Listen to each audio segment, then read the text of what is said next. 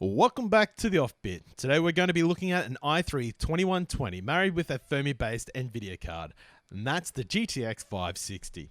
We've basically pulled this hardware straight from 2011, so let's see how well this setup can run on our standard benchmarks and our standard gameplay.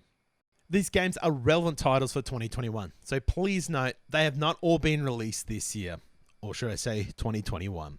So stick around and see how this puppy runs.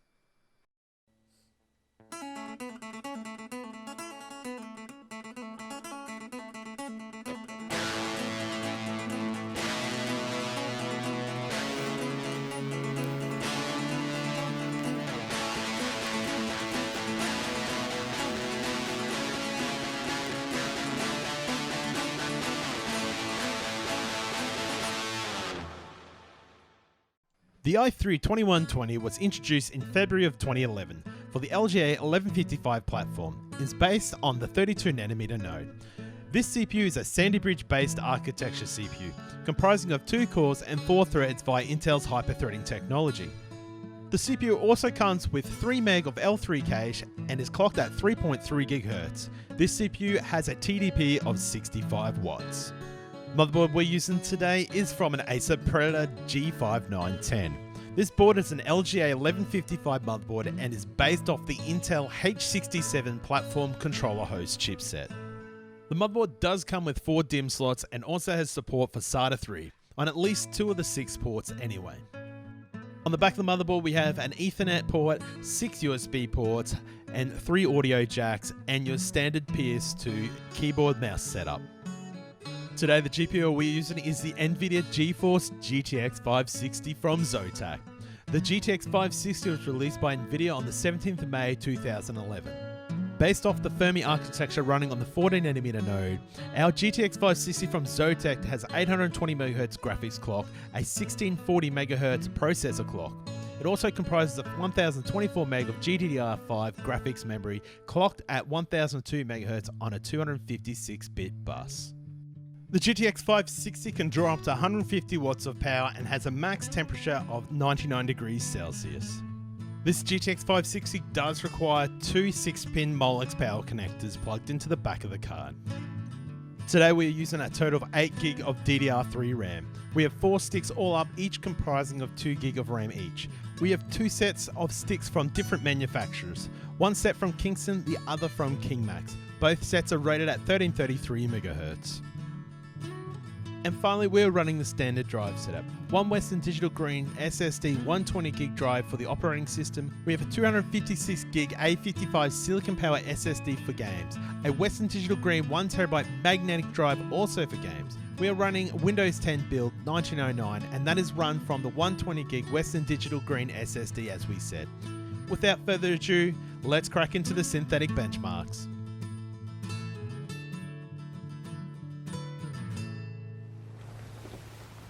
In the benchmarks, first up, 7-zip, the i3 2120 single-core performance really held its ground, falling just behind the i5 2320, scoring 3,575 points. In the multi-core, the i3 2120 came last, falling behind all other CPUs with only 9,062 points. So not so great for the multi-core performance in this benchmark. In CPU ID, the i3 2120 still did well with its single-core speed, scoring 296 points. In the multi-core, it did manage to beat both AMD CPUs, both the Phenom 2 955 and the FX 4100. The i3 only scored 809.4 points, still sitting behind the Core 2 Quad Q8400. Moving on to Cinebench, the i3 2120 sat just on the lower half of the middle part of our benchmarks, sitting behind the Phenom 2 955 and in front of the Q8400 Core 2 Quad. The i3 scored 284 points, sitting in the middle like we said, showing promise for games, especially if it comes down to single core performance. Moving on to the GPU, the GTX 560 in Cinebench scored 61.01 frames per second, pushing in front of everything else in the benchmark. In Unigine Heaven, the GTX 560 scored 633 points, once again doing a great job pushing out in front of the GTX 750.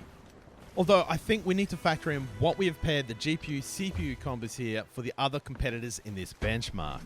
We have a GTX 570 doing very poorly with a Core 2 Quad Q8400 at the top of the benchmark here, which is clearly the GTX 570 is a step up over the GTX 560. So let's keep that in mind. So CPU strength does make a difference in Unigine heaven.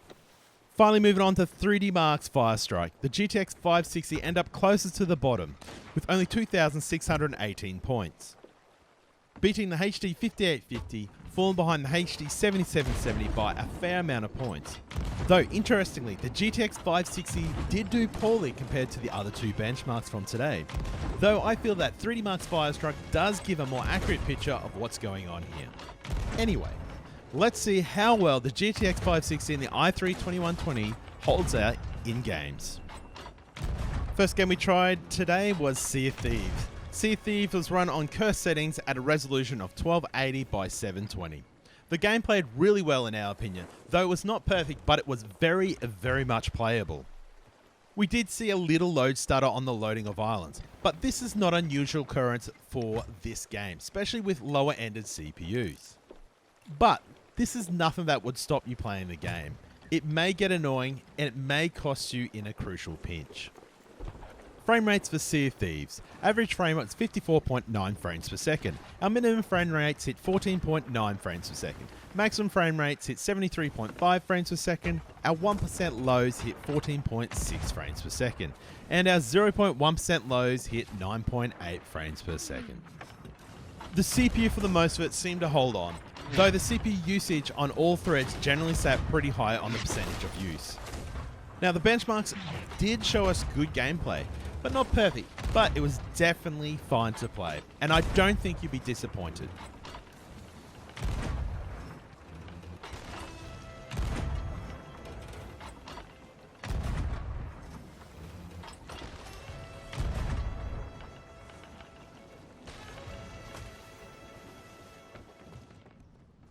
Next up we have Fortnite. We ran Fortnite at 1920 by 1080 with low res textures and the new performance mode, which is a lot better.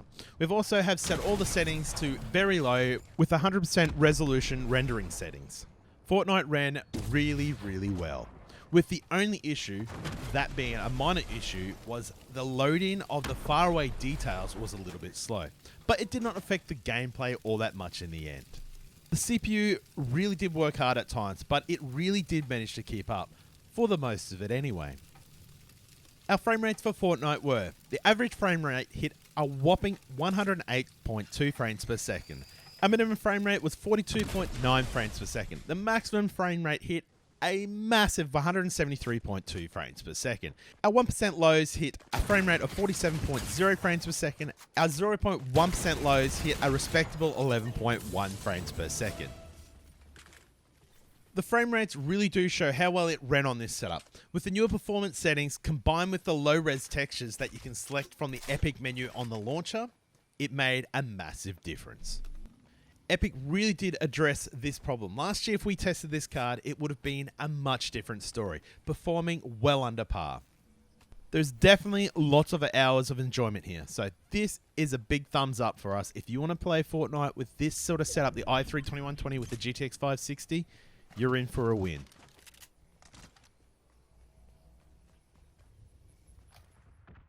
Moving on to PUBG. We play PUBG at 1280 by 720 with very low settings.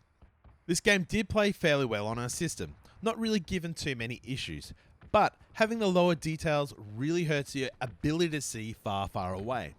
So my advice, stay away from open fields. Now this could be improved by upping the resolution, but that will hurt your frame rate. Other than that, this game was very much playable.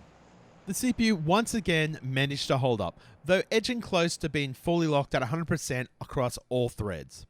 Though in the beginning of this game, it was a different story. We did see 100% usage across all threads, but that seemed to settle once we got away from the plane and we started to land into the world. And in our opinion, that didn't really affect the gameplay all that much. Benchmarks for PUBG. Average frame rate hit 51.0 frames per second. Our minimum frame rates were at 20.3 frames per second. Maximum frame rates at 130.9 frames per second. 1% lows was at 19.0 frames per second, and our 0.1% lows was 4.7 frames per second. Our benchmarks did show that the game did run alright in the end. with little load stutter at times, but nothing too major. I mean, our 0.1% lows was 4.7, and that's not great, but it's actually not that bad either, especially on an i3 2120. In our opinion, our i3 has done well once again, being able to keep up with this game. Though I do fear on some of the bigger maps, when travelling great distances, it may fall behind. But all in all, our test today showed that this game ran just fine.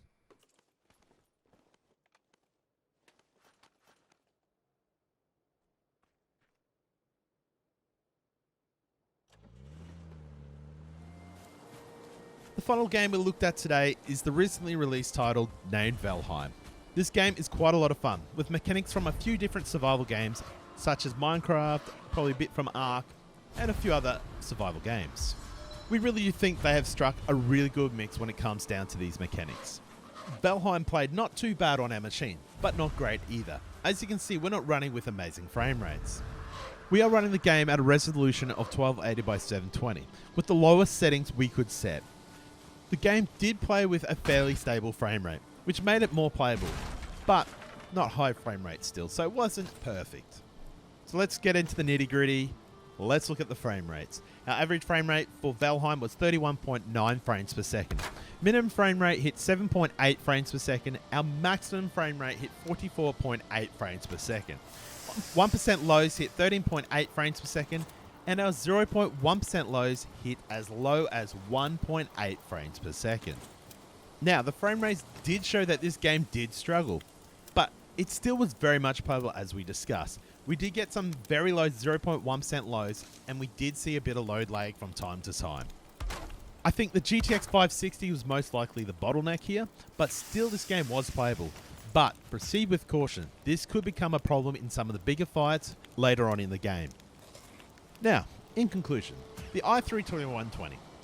This CPU really did surprise us. The CPU managed to run a lot of games, better than what we anticipated. This CPU really is 10 years old, and yet it still can manage to play games well from today, albeit at lower resolutions and lower detail settings. Though we did not play all the current available recent titles, we definitely still found the games we did try and play, you'd get lots of hours of enjoyment and fun from. Moving on to the GPU, the GTX 560, another piece of hardware from 10 years ago. This card did manage to keep up, though it was starting to fall behind. Mainly that was evident in Valheim. Valheim still is in the early stages of development, being in beta, so down the track this may be a different story, as they iron out more performance out of their game. Still, this card did give us playable frame rates, but usually at a cost of visual settings which probably worked in hand with the i3-2120. Though the two together seem to marry up pretty well. But if I was doing a build with this CPU, I would definitely look for something with a bit more performance, and we are sure that the i3 could definitely benefit from doing this. On reflection, the 2011 hardware definitely still can play games well today, although this is with the reduced pretty setting that this can be achieved. It would also be worth mentioning that game developers do spend a lot of time implementing better performance and better performance features. It is great to see Epic add in such features for lower performance computers in Fortnite, something we would love to see across the board. Once again, that is all we have today for the Offbit. If you have any questions or comments you would like to make, please leave us a line below. If you have enjoyed this video today, please hit the like button. Also, if you'd like to see more content from us released, please hit that subscribe button. I'm Dan from the Offbit. Thank you once again for watching us here. Now, before we go, also we'd like to say, you'll need to bear with us at the moment. Our university studies have definitely slowed our content making down here at the Offbit, especially through this period.